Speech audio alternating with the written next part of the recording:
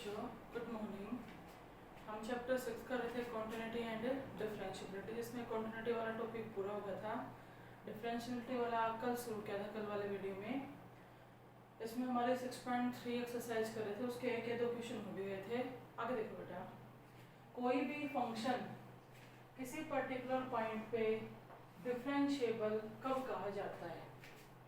जब हम वहाँ से लेफ्ट हैंड डेरिवेटिव की वैल्यू निकालें और राइट हैंड डेरिवेटिव की वैल्यू निकालें और उन दोनों की वैल्यू क्या आ जाए, सेम।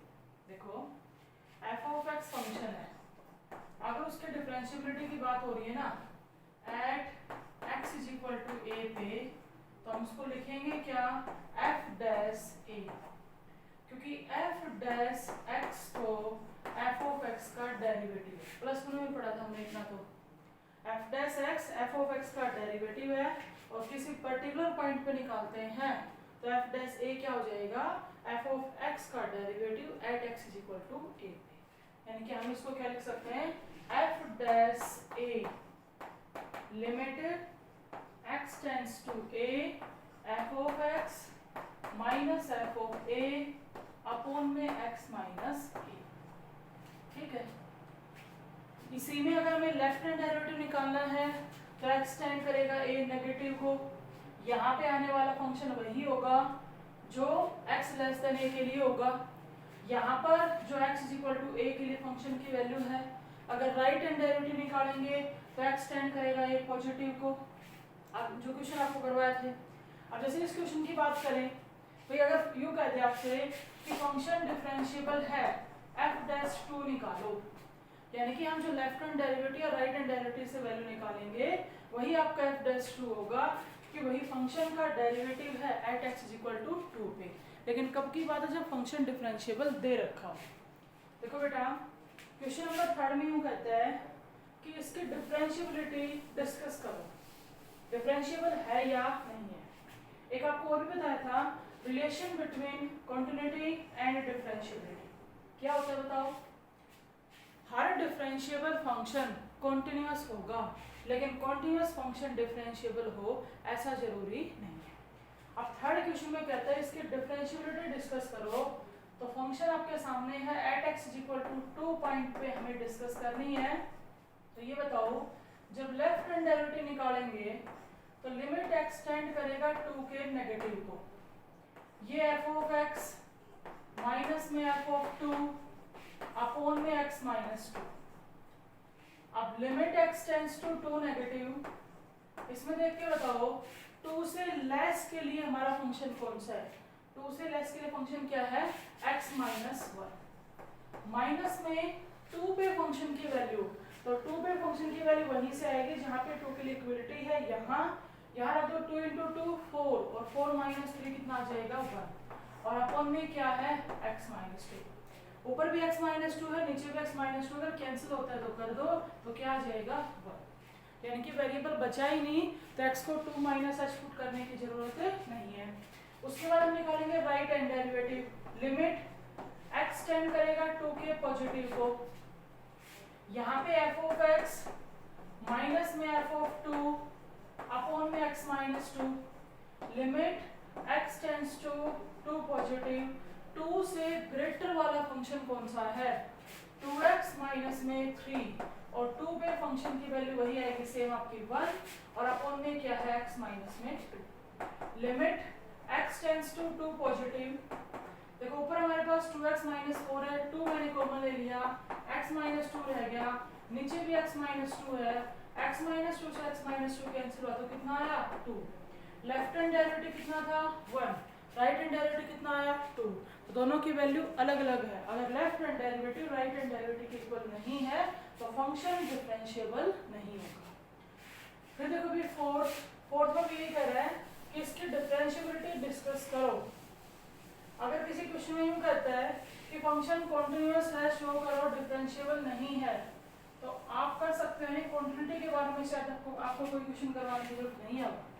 देखो फोर्थ में क्या कहता है कि आपको at x is equal to 1/2 पे डिफरेंशिएबिलिटी डिस्कस करनी है।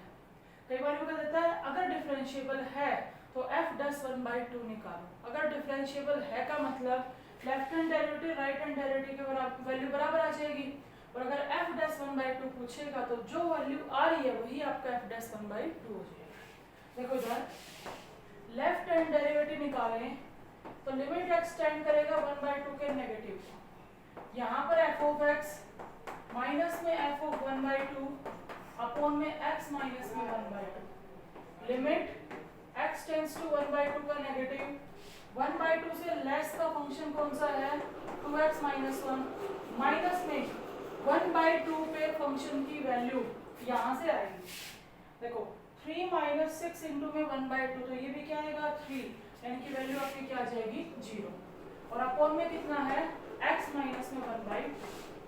अगर इसको सोल्व करना चाहो तो देखो इधर लिमिट x टेंड्स टू 1/2 का नेगेटिव। ये बताओ हमने 2 कॉमन ले लिया तो यहाँ x बचेगा और माइनस में 1/2 आएगा कि नहीं आएगा। डिवाइड में भी क्या है x माइनस 1/2 तो ये कैंसिल हो जाएगा तो लेफ्ट हैंड डेरिवेटिव कितना आ गया 2।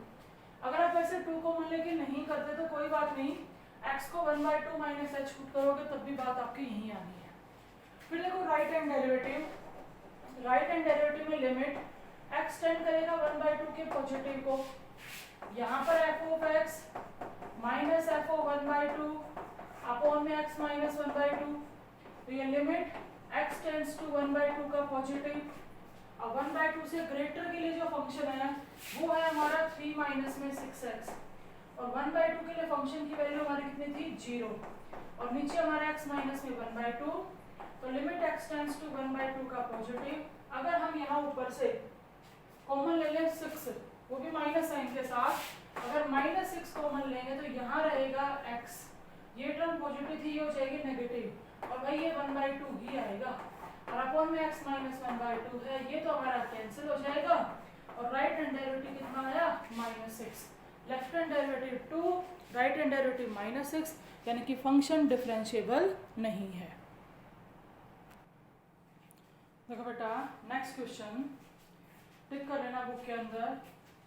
क्वेश्चन नंबर 5th और 6th very very very important, दोनों एक जैसे से ही हैं।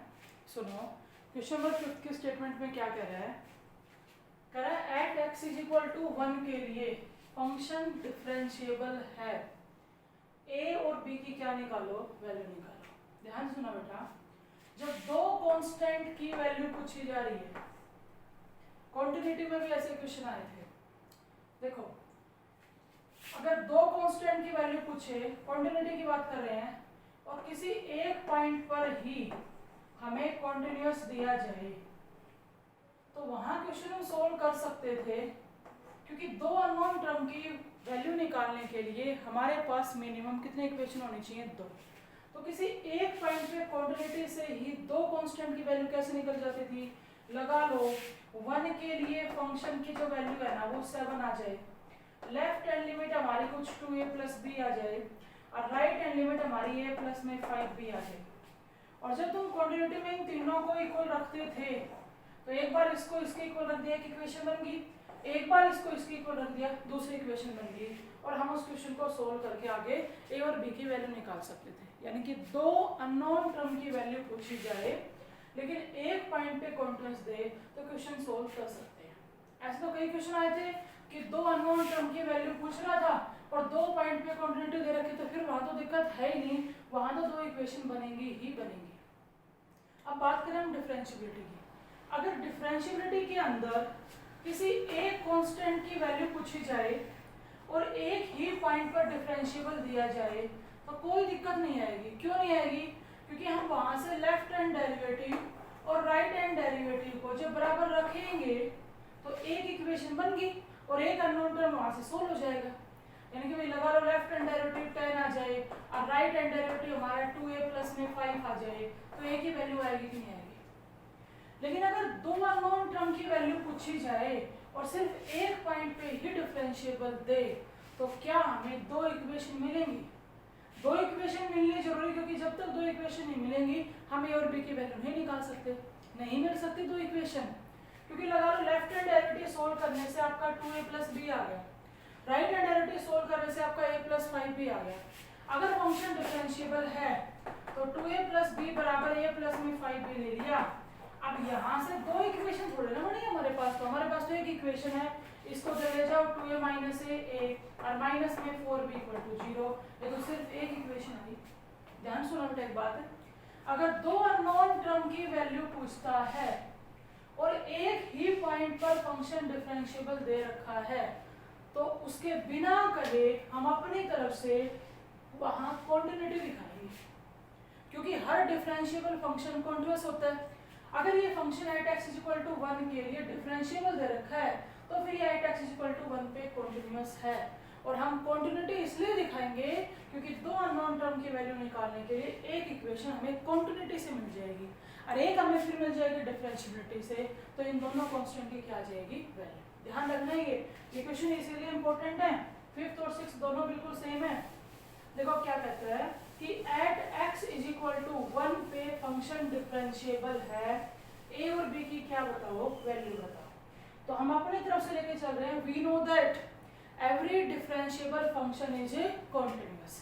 अगर ये function at x is equal to 1 पे डिफरेंशिएबल है, तो ये at x is equal to 1 पे कॉन्टिन्यूअस भी होगा। और अपनी तरफ से हम इसकी क्वांटिटी कर लेंगे। क्वांटिटी का ध्यान होगा, सबसे पहले at x is equal to 1 के लिए फंक्शन की वैल्यू निकालेंगे और फंक्शन की वैल्यू यहाँ से आएगी, रख दो। जब तुम x को 1 रखोगे तो 1 प्लस में 3 4, ये 4 प्लस में a आ जाएगा। जब लेफ्ट हैंड लिमिट निकालोगे तो लिमिट x टेंड करेगा 1 के नेगेटिव। 1 से लेस का फंक्शन क्या है, एक्स स्क्वायर प्लस में 3x प्लस में a।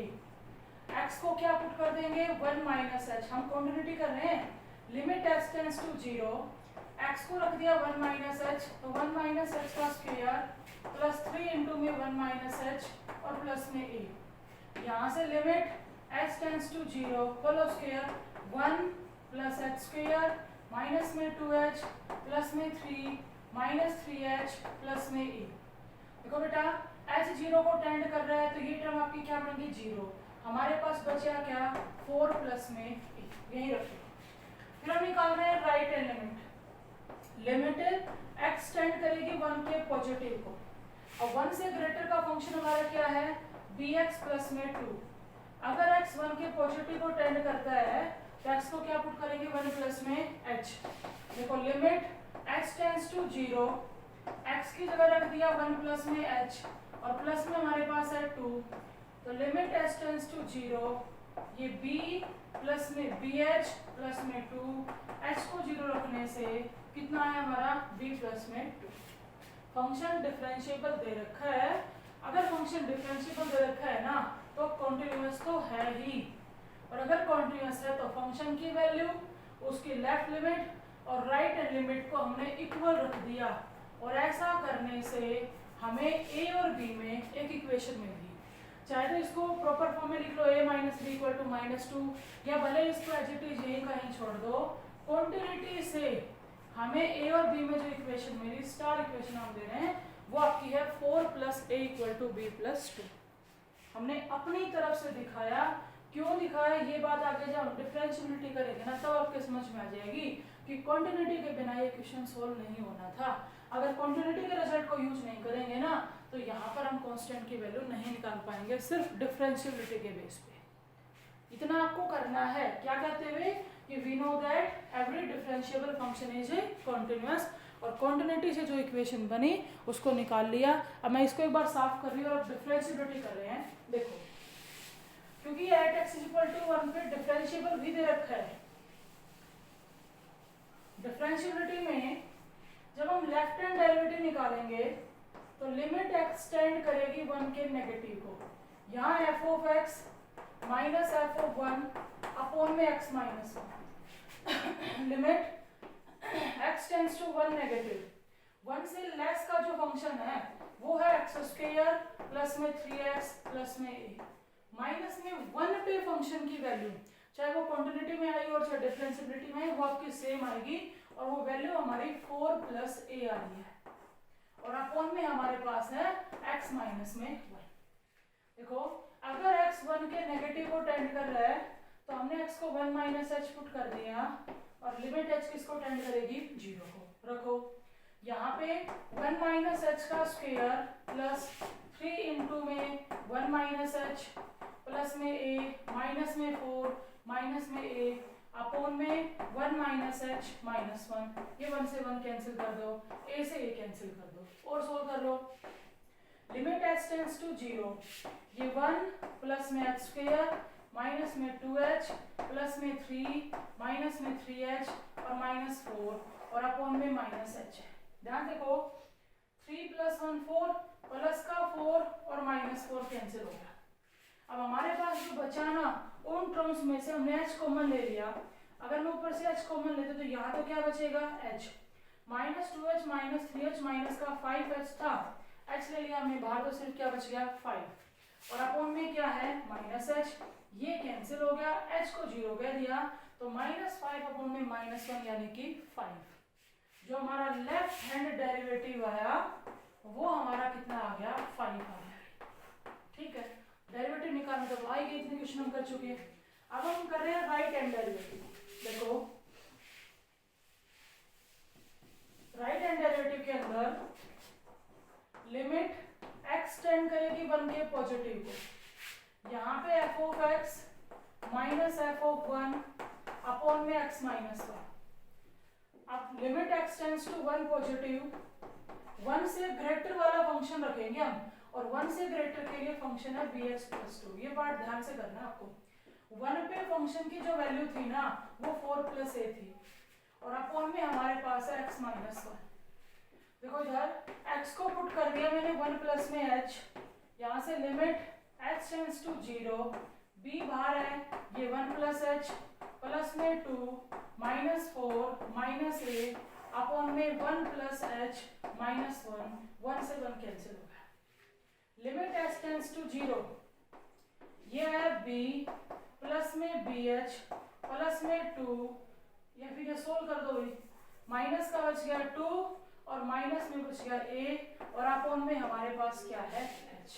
ध्यान से सुनो, अब तक डिफरेंशिएबिलिटी के जितने भी क्वेश्चन हमने किए थे, जो डिनोमिनेटर वाला h था ना वो हमेशा लास्ट में ऊपर से कांस्टेंट टर्म जितनी भी थी वो सारी कैंसिल हो जाती थी और फिर न्यूमरेटर में से h कॉमन लेके उस h से कैंसिल हो जाता था। अब आप ध्यान से देखो, क्या ये b माइनस 2 और ये a कांस्टेंट कैंसिल हो रहे हैं? नहीं हो रहे। जब तक ये नहीं हटेंगे हम h से h कैंसिल नहीं कर सकते और जब तक डिवाइड से h नहीं जाएगा ये फंक्शन हमारा डिफाइन नहीं है, क्योंकि h किसको टेंड कर रहा है 0 को, और अगर h 0 को टेंड कर रहा है तो h की जगह 0 रखते हैं, डिनोमिनेटर में 0 आएगा कि नहीं आएगा। और फंक्शन क्या दे रखा है डिफरेंशिएबल। फंक्शन डिफरेंशिएबल देने का मतलब ये है कि इसका left hand derivative right hand derivative दोनों एग्जिस्ट करते हैं। तो यहाँ पर अब हम क्या करेंगे, जो हमने कॉन्टिन्यूटी का रिजल्ट लिया था ना उसका यूज करेंगे। कॉन्टिन्यूटी का रिजल्ट क्या था, ये था क्या 4 प्लस a को b प्लस 2 कह दो, आपकी मर्जी जैसे भी, चाहे a को रख दो उधर भेज दिया हमने b माइनस में 2 कह दो, यानी कि इस फंक्शन के अंदर या तो यहाँ से a हटा लो या फिर यहाँ से क्या हटा लो b। किसका यूज करते हुए, कॉन्टिन्यूटी वाले रिजल्ट का यूज करते हुए। देखो लिमिट x टेंड्स टू 0, मर्जी है तुम्हारी जैसे भी करना चाहो। ये को आप b की वैल्यू रखनी है आपको, रख दो। ये बताओ b की वैल्यू यहाँ से, ये 2 जब उधर जाएगा तो 4 माइनस 2 कितना 2, तो b हमारा 2 प्लस a के इक्वल है, प्लस में हमारा bh और माइनस 2 माइनस a अपॉन में h। ध्यान से देखो 2 से 2 कैंसिल हो गया, a से a कैंसिल हो गया और उसके बाद h से h कैंसिल हो गया, तो b आया कि नहीं आया। भाई दो कांस्टेंट की वैल्यू निकालनी थी, उस बात को अगर हम छोड़ते हैं और अगर हम कॉन्टिन्यूटी नहीं दिखाते तो हम यहाँ से राइट हैंड डेरिवेटिव नहीं निकाल पाते, क्योंकि डिनोमिनेटर वाला h हमारा सोल्व नहीं हो रहा था। कॉन्टिन्यूटी के रिजल्ट को यूज करने से ही क्वेश्चन सोल्व होगा। अब देखो लेफ्ट हैंड डेरिवेटिव आया था 5, उस रिजल्ट का यूज किया और उससे राइट हैंड डेरिवेटिव कितना आ गया हमारा b। फंक्शन डिफरेंशिएबल दे रखा है तो लेफ्ट हैंड डेरिवेटिव किसके इक्वल होगा, राइट हैंड डेरिवेटिव के, और ऐसा करने से हमारा b कितना आ गया 5 आ गया, और b की जगह 5 यहाँ रख दो, 5 प्लस में 2 7 और 4 उधर से माइनस में लेके आए तो a की वैल्यू 7 माइनस में 4 कितनी आएगी 3, तो a की वैल्यू 3 और b की वैल्यू 5। फंक्शन डिफरेंशिएबल दे रखा था at x is equal to 1 पे। ध्यान से सुनो, एक पॉइंट पे डिफरेंशिएबिलिटी दी थी, इसलिए हमें कॉन्टिन्यूटी के रिजल्ट को यूज करना पड़ेगा, क्योंकि दो अननोन टर्म की कांस्टेंट की वैल्यू निकालने के लिए मिनिमम हमारे पास कितने इक्वेशन होने चाहिए, 2, जिससे हम उनको सोल्व कर सकें।